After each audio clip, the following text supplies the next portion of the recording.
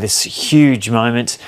We believe that Kim Jong-un might be in that group of people there heading down these steps now towards the South Korean President Moon Jae-in for this meeting at Panmunjom House, which is actually in, and you can just see Kim Jong-un there behind that group of security guards. There he is more prominently, stepping down. The hopes of so many people riding on this meeting. This is the man who's been threatening to wipe out cities in the US and wipe out parts of Japan and South Korea in recent months, and now he's walking down these steps to shake the hand of the South Korean president. So many people hoping this meeting will lead to substantial change and a deal which could end up with the denuclearisation of North Korea. But having said that, there are people urging caution on both sides. So we might bring in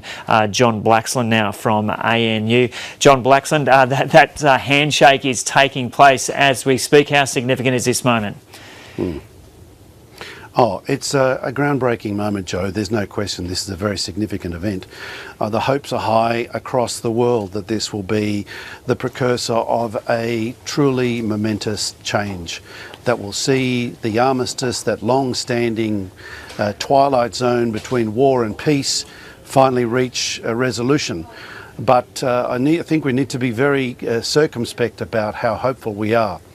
This is clearly a moment of great optics, a great occasion, and the planting of the tree is very symbolic. Hopefully that symbolism will turn into some substantive finalisation of arrangements. But I think we need to be very cautious. Yeah. In the last couple of weeks, we heard Kim Jong-un announce that he was suspending or bringing an end to the nuclear and ballistic missile tests. How significant was that in terms of getting to this point, and is there a bit of scepticism about that? Well, look, Joe, I have to say it's more smoke and mirrors than anything else. Really, that was about positioning, that was about applying pressure on the South and on the United States to come up with a counter proposal that was going to be a reciprocation, if you like, of what appeared on the surface to be a generous gesture.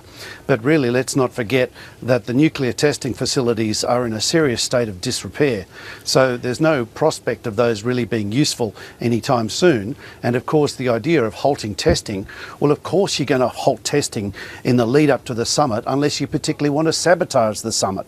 So the idea of this being some wonderful breakthrough, I mean, let's hope it is, but let's be sanguine about how realistic those prospects are. This is a very cunning political operator. He has been very astute. He's been calling almost all the shots along the way.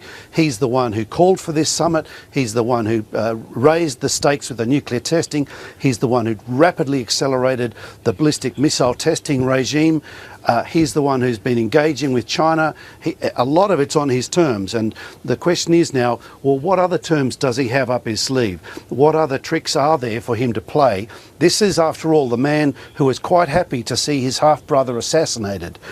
This is the man who's ruled over an extraordinarily repressive regime. So I am with you, Joe, that we want to be hopeful, and let's hope that this is a key moment. Now, Moon Jae-in, he's a sensible, very practical leader of the South. He also has great aspirations for reconciliation and for bridge building, if you like. But he must be aware of the risks here. The stakes are getting high, and this is a clever, if you like, pre-summit. This is a pre-summit for the summit that's anticipated between Kim Jong-un and President Trump. So this is laying the groundwork, if you like, for that summit.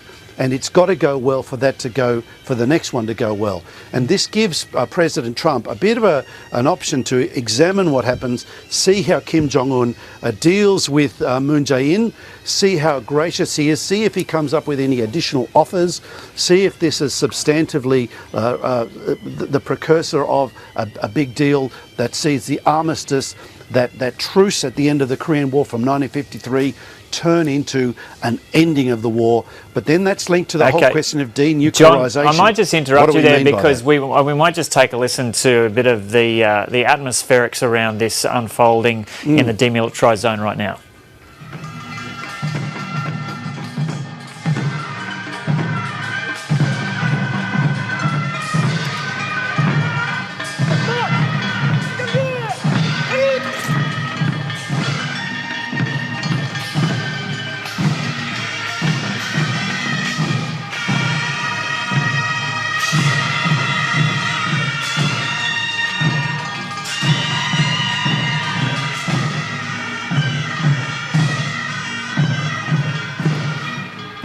And